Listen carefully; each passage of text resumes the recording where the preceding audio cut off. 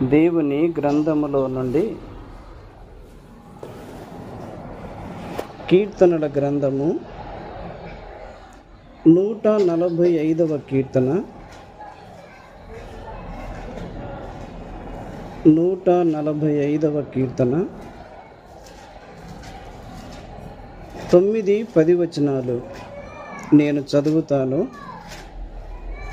145వ కీర్తన 9-10 వచనాలు.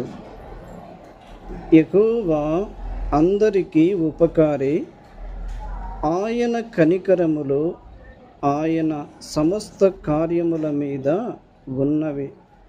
యెహోవా, నీ క్రియలన్నీయు నీకు కృతజ్ఞతాస్తుతులు చెల్లించుచున్నవి. నీ భక్తులు నిన్ను సన్నుతించుదురు. చిన్న మాట ప్రార్థన చేసుకుందాం. కృపా కనికరములు గల మా తండ్రి, మహోన్నతుడా, జీవాధిపతి, స్తోత్రములు చెల్లిస్తూ ఉన్నాము. మమ్మను ప్రేమించి మీరు మాకు ఇచ్చిన మరి యొక్క నూతన దినమును బట్టి స్తోత్రములు చెల్లిస్తూ ఉన్నాము. మీ దాసుడు, మా ప్రియ సహోదరుడు తిరుపాలు గారి కుటుంబాన్ని ప్రేమించి నేటి వరకు మీ కృపలో భద్రపరిచి నైనా రక్షించి సంఘము సహవాసము మీరిచ్చినందుకై స్తోత్రములు చెల్లిస్తూ ఉన్నాము.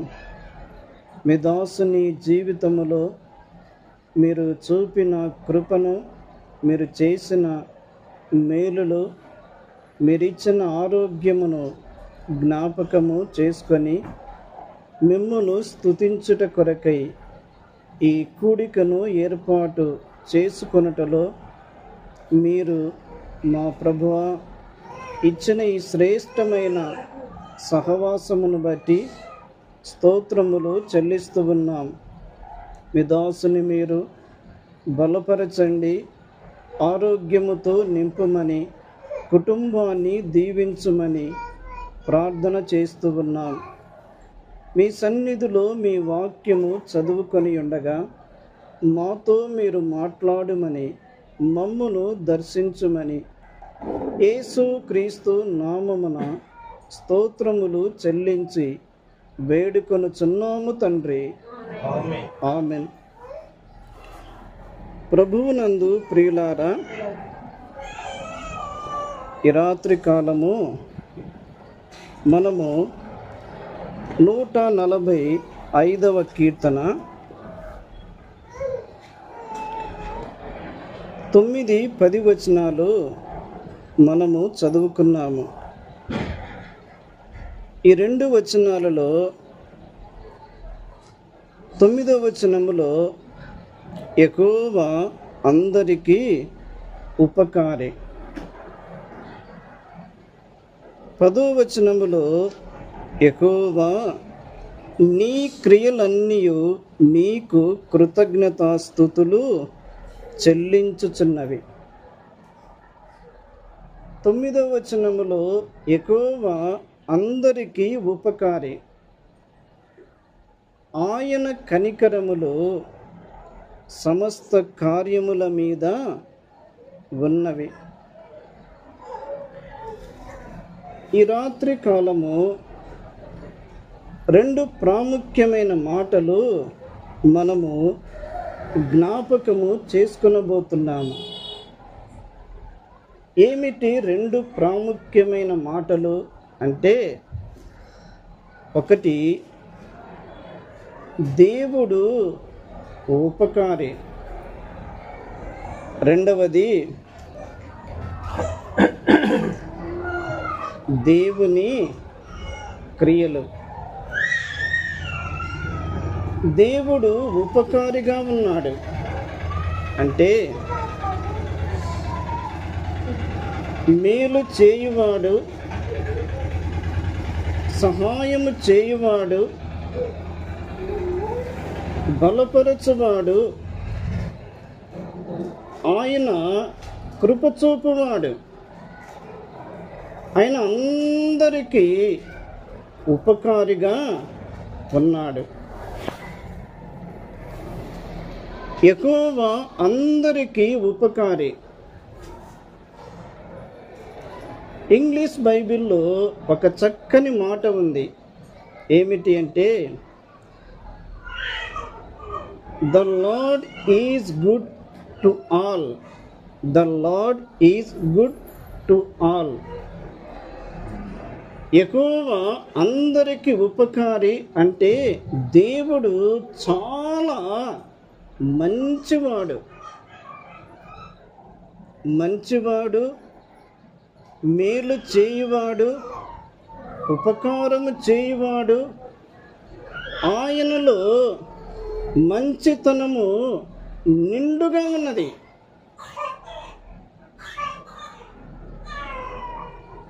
ఆయన ఉపకారము చేయువాడు. అపోస్తలుల కార్యములు 17వ అధ్యాయములో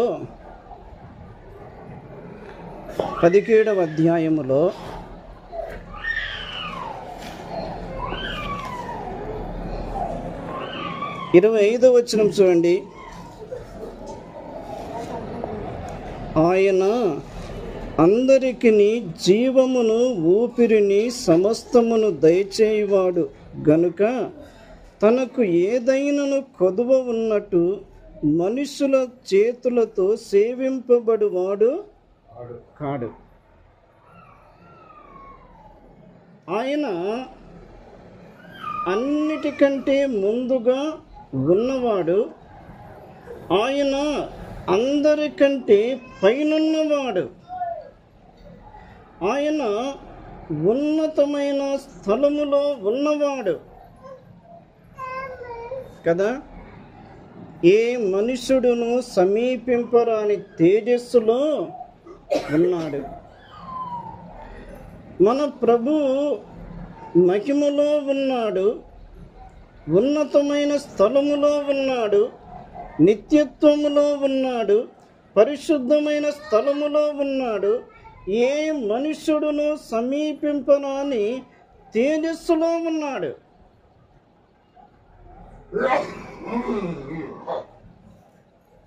ఆయన అన్నిటికంటే ముందుగా ఉన్నవాడు. ఆయన అందరికంటే పైనున్నవాడు.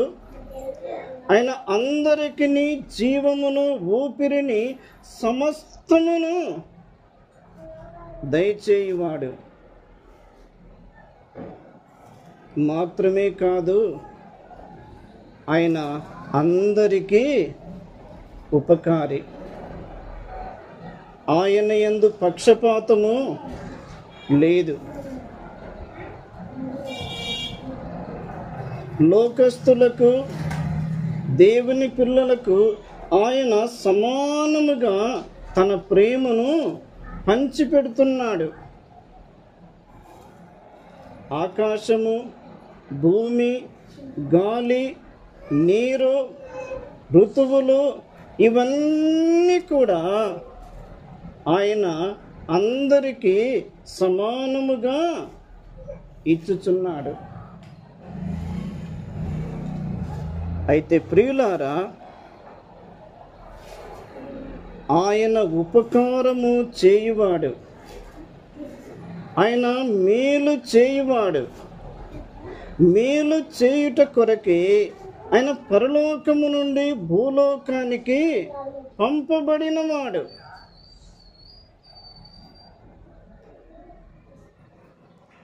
మేలు చేయువారికే దూషణలు, మేలు చేయువారికే వ్యర్థమైన మాటలు, మేలు చేయువారికే గాయాలు. ఆయన మేలు చేయుట కొరకై పరలోకము నుండి భూలోకానికి పంపబడెను.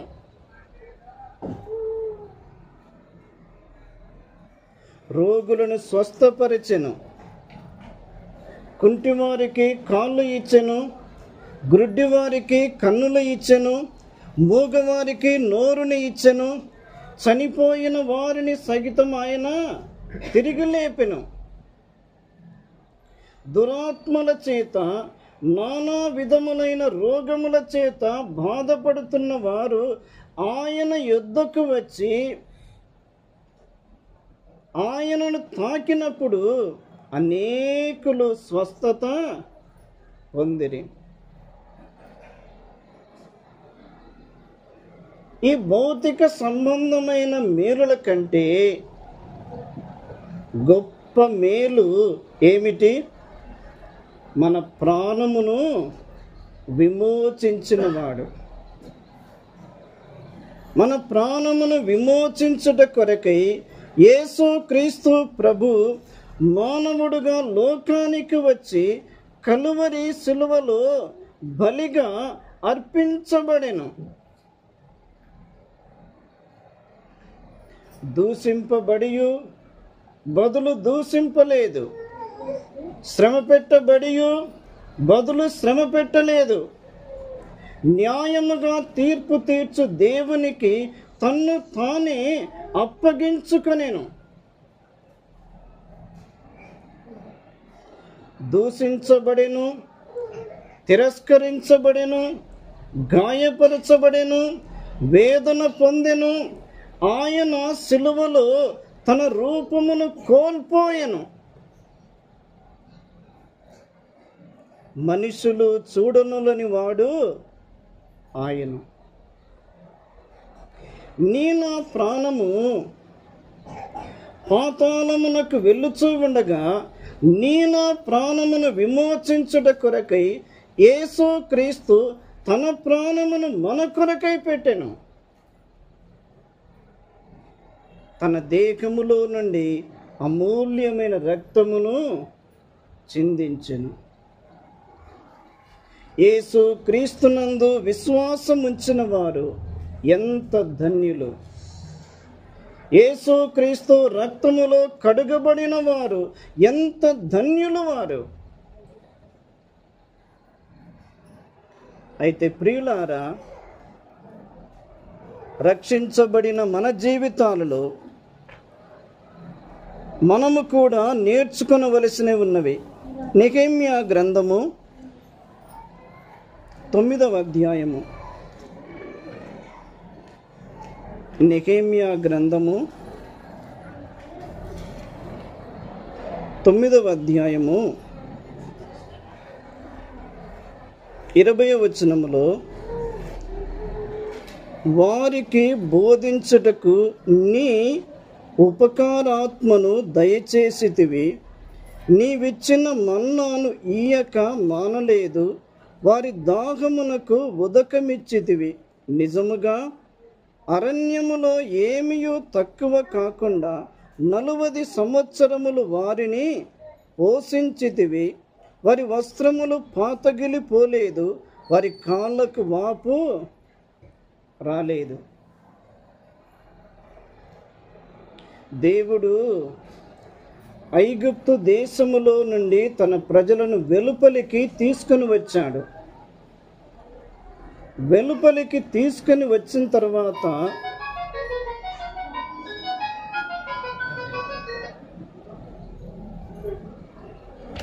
దేవుడు ఎక్కడ కూడా తన ప్రజలను విడిచిపెట్టలేదు. దేవుడు తన ప్రజలను ఎక్కడ కూడా విడిచిపెట్టలేదు కదా. వారికి బోధించుటకు ఉపకారాత్మను దయచేసెను. మన్నా ఇచ్చాడు, బండలో నుండి నీళ్లు రప్పించాడు. మన్నా ఎంతవరకు? ఇశ్రాయేలీయులు కనాను దేశములోనికి అడుగు పెట్టే వరకు 40 సంవత్సరాలు వారికి ప్రతి దినము శ్రేష్టమైన మన్నా, శ్రేష్టమైన మన్నా, ఏ పూటకు ఆ పూటనే 40 సంవత్సరాలు మన్నాతో వారిని పోషించాడు. బండలో నుండి నీళ్లు రప్పించి వారి యొక్క దాహమును తీర్చినవాడు. అంటే దేవుడు తన ప్రజలను ఎక్కడ కూడా వదిలిపెట్టలేదు. అంటే ఎంత నమ్మకమైన దేవుడు. కొన్నిసార్లు మనము పరిస్థితులను బట్టి అవిధేయత చూపుతాము, తిరుగుబాటు చేస్తాము, సనుగుతాము, సందేహపడతాము, ఆయనకు మనము వీపును చూపిస్తాము, మనకిష్ట ప్రకారముగా మనం ప్రవర్తిస్తాము. అయినా ప్రభు మనలను వెంటాడుతూనే ఉంటాడు. ప్రభు మనల్ని వెంటాడుతూనే ఉంటాడు. మన యొద్దకు వాక్యమును రప్పిస్తూనే ఉంటాడు. మనతో మాట్లాడుతూనే ఉంటాడు. మనలను దర్శిస్తూనే ఉంటాడు. మనము సరిచేయబడు వరకు, మనము ఆయనకు దగ్గరయ్యే వరకు, మనము చక్కపరచబడే వరకు ఆయన మనలను వెంటాడుతూనే ఉంటాడు. ఎంత మంచి దేవుడు, ఎంత మంచి దేవుడు. ఆయన మనలను విడిచిపెడితే మన పరిస్థితి ఏమిటి? బైబిల్లో ఒక మాట వ్రాయబడింది, యెహోవా మనకు తోడై ఉండని ఎడల ప్రాణముతోనే మనలను మృంగివేస్తారు. ఎవరు? లోకస్తులు. ఎవరు? దుష్ట సంబంధులు ఏం చేస్తారు? మనలను మృంగివేస్తారు. అందుకే దేవుని యొక్క తోడు మనకున్నది. 26వ కీర్తన చూడండి. 26వ కీర్తన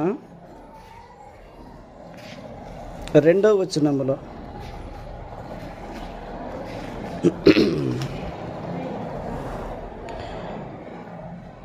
యెహోవా నన్ను పరిశీలించుము, నన్ను పరీక్షించుము, నా అంతరింద్రియములను, నా హృదయమును పరిశోధించుము. 7వ వచనము, అచ్చట కృతజ్ఞతాస్తుతులు చెల్లింతును, నీ ఆశ్చర్య కార్యములను వివరింతును. భక్తుడు దేవునికి కృతజ్ఞతాస్తుతులు చెల్లించుటకు సిద్ధ మనస్సు కలిగినవాడు. ఎక్కడ? ఆయన బలిపీఠము చుట్టూ ప్రదక్షిణము చేయుచు నిర్దోషినని చేతులు కడుగుకొనుట, ఆయనకు కృతజ్ఞతాస్తుతులు చెల్లించుట. దేని కొరకు? ప్రభు మన పట్ల చేసిన ఆ మేలులకు, ప్రభు మన పట్ల చూపిన ఉపకారమునకు, ప్రభు మన మీద నిలిపిన ఆ కనికరమునకు మనము ఆయనకు కృతజ్ఞతాస్తుతులు చెల్లించవలెను. ప్రభు మన యొద్ద నుండి కోరుకున్నది ఇదే కదా. యెహోవా నాకు చేసిన మహోపకారములన్నిటికీ నేను ఆయనకేమి చెల్లింతును? ఏమి చెల్లించగలము? రక్షణ పాత్రను చేతపుచ్చుకొని యెహోవా నామమున ప్రార్థన చేసేదను. సామెతల గ్రంథము 19వ అధ్యాయం చూడండి. సామెతల గ్రంథము 19వ అధ్యాయము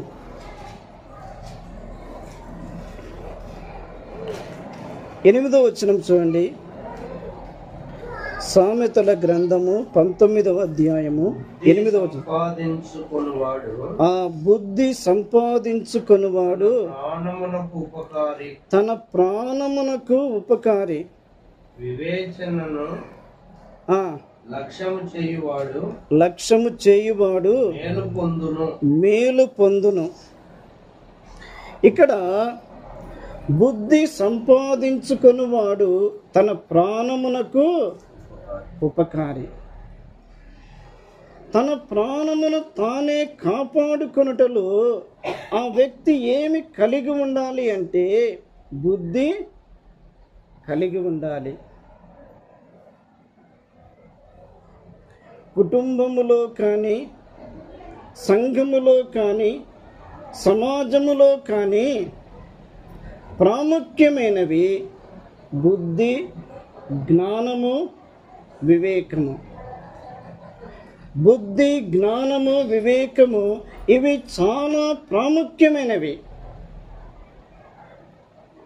ఇవి గనక లేకపోతే ఆ వ్యక్తికి ఎన్ని ఉన్నా కూడా ఆ వ్యక్తి అపాయములో పడిపోవును.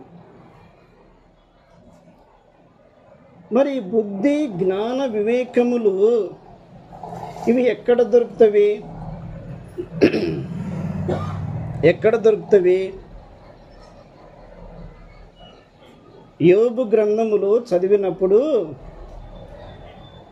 ఆ సముద్రము దగ్గరికి వెళ్ళి అడిగిందంట. దేనిని? బుద్ధి, జ్ఞానము.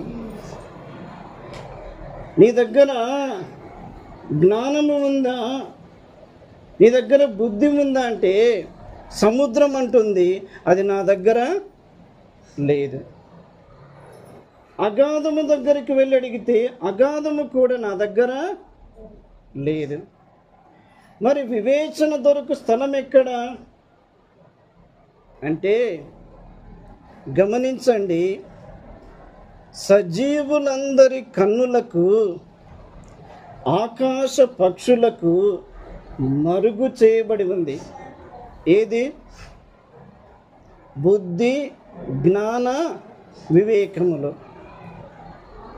సజీవులందరి కన్నులకు, ఆకాశ పక్షులకు మరుగు చేయబడి ఉంది. ఈ బుద్ధి, జ్ఞాన, వివేకములు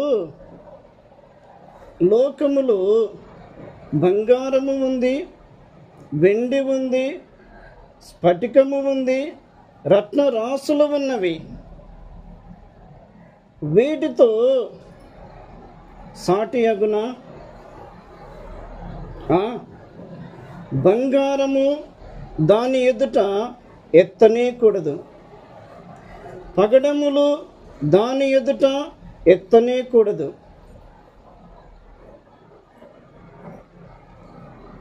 ముత్యములు దాని ఎదుట ఎత్తనేకూడదు. ఎందుకంటే బంగారము, వెండి, స్ఫటికము, ముత్యములు, రత్నరాసుల కంటే విలువైనవి బుద్ధి, జ్ఞాన, వివేకములు. మరి ఎక్కడ దొరుకుతాయి అంటే చూడండి, యోబు గ్రంథము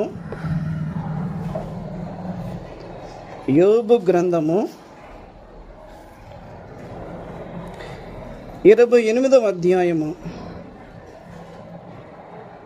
యోబు గ్రంథము 28వ అధ్యాయము. ఒకసారి 21వ వచనం చూడండి, లేక 20వ వచనము. అట్లయినా జ్ఞానము ఎక్కడ నుండి వచ్చును? వివేచన దొరుకు స్థలం ఎక్కడ ఉన్నది? అది సజీవులందరి కన్నులకు మరుగై ఉన్నది, ఆకాశ పక్షులకు మరుగు చేయబడి ఉన్నది. 28వ వచనము.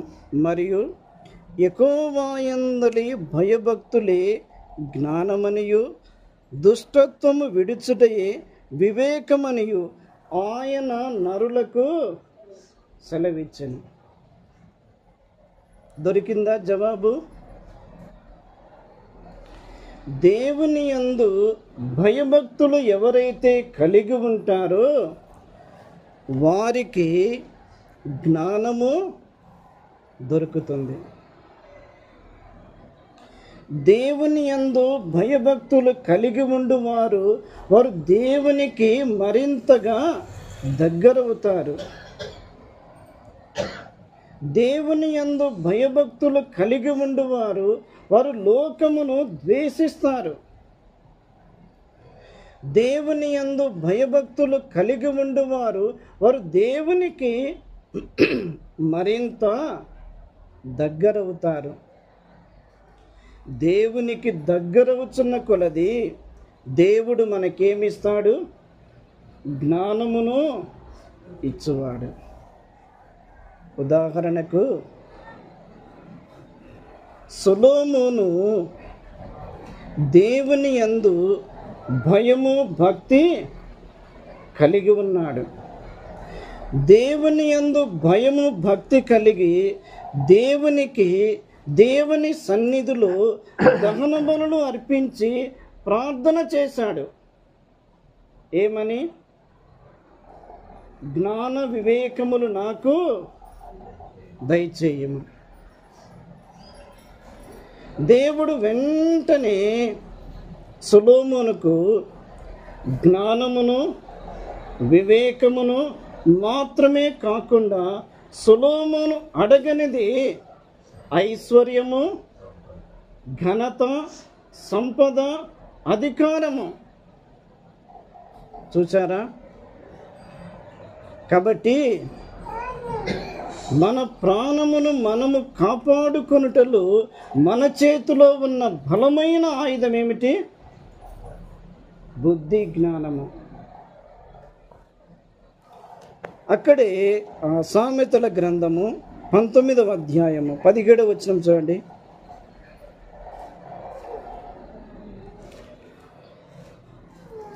సామెతల గ్రంథము 19వ అధ్యాయము 17వ వచనములో బీదలను కనికరించువాడు యెహోవాకు అప్పించువాడు, వాని ఉపకారమునకు ఆయన ప్రతి ఉపకారము చేయు. చాలు. కాబట్టి రెండు ప్రాముఖ్యమైన మాటలు. ఒకటి, బుద్ధిని సంపాదించుకోవాలి. రెండవది, బీదలను కనికరించాలి. దేవుడు మనకు చేసిన దానిలో నుండి మనము మన తోటి వారికి సహాయము చేసి ఆ మనస్సు మనము కలిగి ఉండాలి. నీవు బీదలకు నీవు ఉపకారము చేస్తున్నావు అంటే నీవు దేవునికి అప్పు ఇచ్చుచున్నావు. దేవునికి అప్పు ఇస్తే దేవుడు ఆ రుణము ఉంచుకుంటాడా? చెప్పండి, ఉంచుకుంటాడా? ఆ రుణం ఆయన ఎన్నడూ ఉంచుకోడు. మనము కళ్ళు మూసుకొని మన తోటి వారికి సహాయము చేసి మనము మరిచిపోతే మనకు తెలియకుండానే మనము చేసిన సహాయమునకు రెండింతలుగా ప్రభువు మనకు ఎక్కడో ఒక చోట ఆయన ఇస్తాడు. రెండవది, చేసిన సహాయమునకు అది ప్రభువు యొక్క లెక్కలో కూడా చేర్చబడుతుంది. కాబట్టి ఒకటి, బుద్ధిని సంపాదించుకొనవలెను. రెండవది, ఉపకారము చేయవలెను. ఒక మాట నేను జ్ఞాపకం చేసి నేను ముగిస్తాను. 145వ కీర్తన 145వ కీర్తన 10వ వచనం చూడండి. యెహోవా నీ క్రియలన్నీయు నీకు కృతజ్ఞతాస్తుతులు చెల్లించుచున్నవి. దేవునికి మనము కృతజ్ఞతాస్తుతులు చెల్లించుటకు దేవునిలో ఎన్నో కారణములు ఉన్నవి. ఎన్నో కారణములు ఉన్నవి. ఆయనలో మంచితనము, ఆయనలో దయ, ఆయనలో నీతి, ఆయనలో సత్యము, ఆయనలో కనికరము, ఆయనలో ప్రేమ, ఆయనలో దీర్ఘశాంతము, ఆయనలో మేలు చేసే మనస్సు, ఇలాగున ఎన్నో క్రియలు ఆయనలో ఉన్నవి.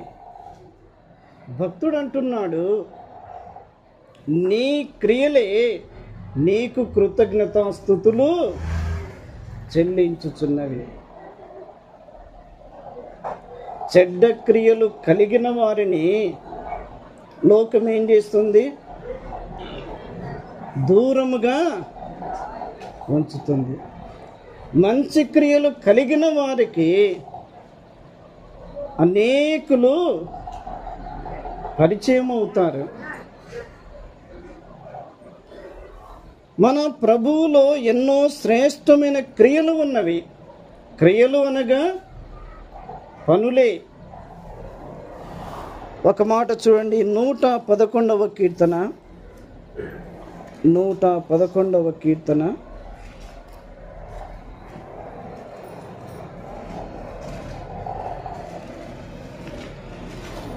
2వ వచనములో, యెహోవా క్రియలు గొప్పవి, వాటి యందు ఇష్టము గల వారందరూ వాటిని విచారించుదురు. దేవుని క్రియలు గొప్పవి. అక్కడే 92వ కీర్తన చూడండి, 92వ కీర్తన 92వ కీర్తన 4వ వచనములో, ఎందుకనగా యెహోవా నీ కార్యము చేత నీవు నన్ను సంతోషపరచుచున్నావు, నీ చేతి పనులను బట్టి నేను ఉత్సహించుచున్నాను. యెహోవా నీ కార్యములు ఎంత దొడ్డవి, నీ ఆలోచనలు అతి గంభీరములు.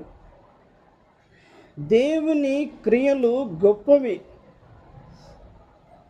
దేవుని కార్యములు ఎంతో శ్రేష్టమైనవి. దేవుని కార్యములు ఎంతో శ్రేష్టమైనవి. ఆయన యొక్క జీవితమే అనేకులను ఆకర్షించెను. ప్రభువు యొక్క జీవితము లోకములో మాదిరిగా చూపించబడెను.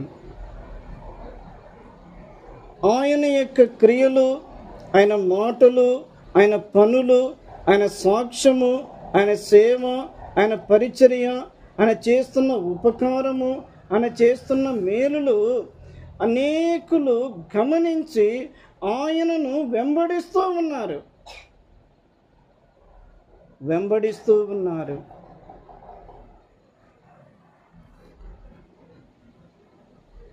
ముగింపులో ఒక మాట, ప్రకటన గ్రంథము 15వ అధ్యాయము, ప్రకటన గ్రంథము 15వ అధ్యాయము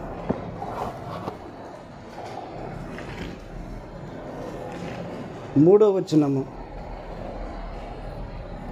వారు ప్రభువా దేవా సర్వాధికారి, నీ క్రియలు ఘనమైనవి, ఆశ్చర్యమైనవి, యుగములకు రాజా, నీ మార్గములు న్యాయములను సత్యములునై ఉన్నవి. ప్రభువా నీవు మాత్రము పవిత్రుడవు, నీకు భయపడని వాడెవడు? నీ నామమును మహిమపరచని వాడెవడు? నీ న్యాయ విధులు ప్రత్యక్షపరచబడినవి కనుక జనములందరూ వచ్చి నీ సన్నిధిని నమస్కారము చేసెదరని చెప్పుచు దేవుని దాసుడగు మోసే కీర్తనయు గొర్రెపిల్ల కీర్తనయు పాడుచున్నారు. ఎవరు పాడుతున్నారు? మోసే కీర్తన, గొర్రెపిల్ల కీర్తన. ఏమని పాడుచున్నారు? ప్రభువా, దేవా, సర్వాధికారి, నీ క్రియలు ఘనమైనవి. కాబట్టి ఒకటి, ఆయన అందరికీ ఉపకారిగా ఉన్నాడు. ఆయన అందరికీ మేలు చేయవాడు. అయితే మనము కూడా ఉపకారము చేయుటలో ముందు ఉండాలి. మన ప్రాణమును కాపాడుకొనుటలో మనము కలిగి ఉండవలసినది ఒకటి, బుద్ధి సంపాదించుకొనవలెను. రెండవది, బీదలను కనికరించవలెను. మన తోటి వారికి మనము సహాయము చేయుటలో మనవంతు మనము సహాయము చేసి మరిచిపోయినప్పుడు దేవుడు మనము చూపిన ఆ ఉపకారమునకు దేవుడు రెండింతల ఉపకారము ఇస్తాడు. ఆయన మరువని దేవుడు, విడువని దేవుడు. మనము ప్రభువుకి ఇచ్చినప్పుడు ప్రభువు మనకు సమృద్ధిగా ఇచ్చువాడు. రెండవది, ఆయన క్రియలు గొప్పవి. ఆయన క్రియలు గొప్పవి. ఆయన క్రియలు గొప్పవి. ఆయన క్రియలు ఘనమైనవి. ఆయన క్రియలు శ్రేష్టమైనవి. ఆయన క్రియలు గంభీరమైనవి. అయితే మన క్రియలు, అపోస్తలుడైన పౌలు 2వ కొరింథీ పత్రిక 5:10 దేహముతో జరిగించిన క్రియలు అవి మంచివైనను సరే చెడ్డవైనను సరే తీర్పులోనికి వచ్చును. క్రీస్తు న్యాయపీఠం ఎదుట మనం ప్రత్యక్షము కావాలి. మంచి క్రియలు, చెడ్డ క్రియలు అన్నీ కూడా లెక్కలోనికి వచ్చును. అన్ని లెక్కలోనికి వచ్చును. క్రీస్తు న్యాయపీఠం ఎదుట మనం నిలువబడినప్పుడు మన క్రియలన్నీ కూడా ఆయన మనకు తేటగా చూపించువాడు. మన మాటలు, మన క్రియలు, మన సాక్ష్యము, మన పనులు, మన యొక్క సంభాషణ, మన సహవాసము, మనము ఎక్కడ ఉన్నాము, ఏమి చేస్తున్నాము, ఏమి ఆలోచన చేస్తున్నాం, ఇవన్నీ కూడా ఆయన మన ఎదుట ఒకనాడు వివరించువాడు. కాబట్టి మన క్రియలు మనము కాపాడుకుంటున్నప్పుడు, మన క్రియలు మంచి క్రియలుగా మనం కలిగి ఉన్నప్పుడు మన క్రియలను చూసి మన ప్రభువును ఘనపరచువారు. దేవుడు ఈ తలంపులు మన వినికిడిలో దీవించునుగాక.